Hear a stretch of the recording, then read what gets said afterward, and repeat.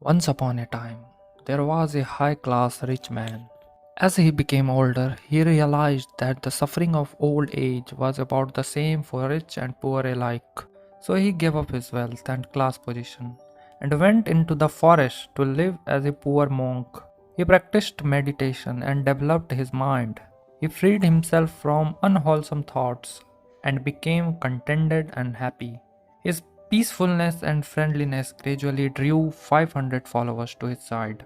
At that time, long ago, monks usually looked pretty serious.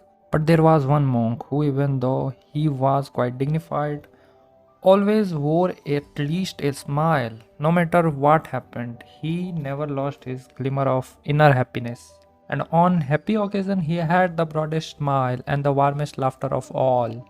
Sometimes monk as well as the others would ask him why he was so happy, and he always wore a smile.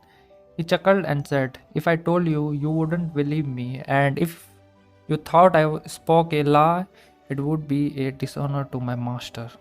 The wise old master knew the source of his happiness that could not be wiped from his face. He made this happiest monk his number one assistant. One year after the rainy season, the old monk and his 500 followers went to the city.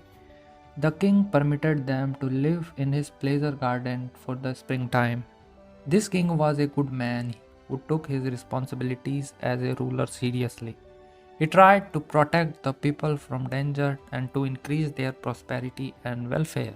He always had to worry about neighboring kings, some of whom were unfriendly and threatening. He often had to make peace between his own rivals, Minister of State. Sometimes his wife fought for attention and for the advancement of their sons. Occasionally, a dissatisfied subject even threatened the life of king himself.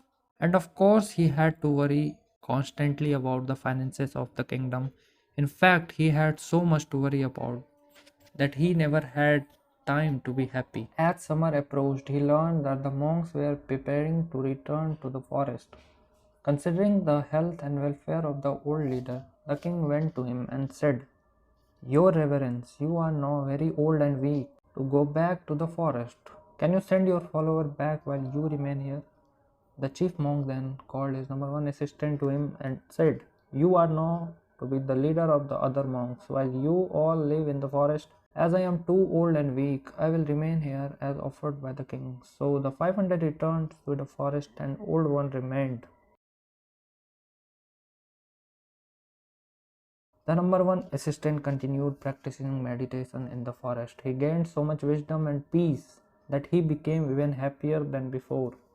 He missed the master and wanted to share his happiness with him, so he returned to the city for a visit. When he arrived, he sat on a rug at the feet of the old monk.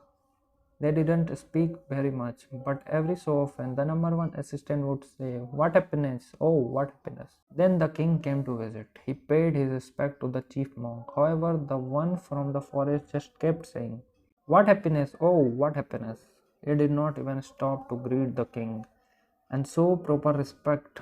This disturbed him, as he thought, "With all my worries, as busy as I am looking after the kingdom, I take time out for a visit, and this monk does not respect me enough to even recognize me? How insulting!" He said to the senior of two monks, "Venerable sir, this monk must be a stupid from overeating.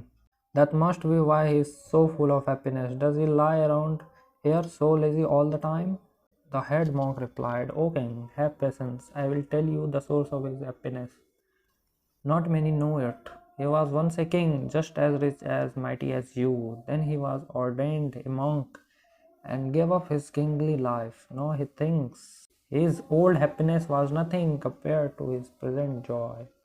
He used to be surrounded by armed men who guarded and protected him. Now, sitting alone in the forest with nothing to fear, he has no need for armed guards. He has given up the burden of worrying about wealth that has to be protected. Instead of free of the worry of health and the fear of power, his wisdom protects himself and the others. He advances in meditation to such inner peace that he cannot keep from saying, "What happiness! Oh, what happiness!" The king understood at once. Hearing the story of the happy monk made him feel at peace. He stayed for a while and received advice from both of them. Then he honored them and returned to the palace. Later, the happy monk, who once had been king, paid his respect to his master and returned to the lovely forest. The old chief monk lived out the remainder of his life, died, and was reborn in a high heaven world.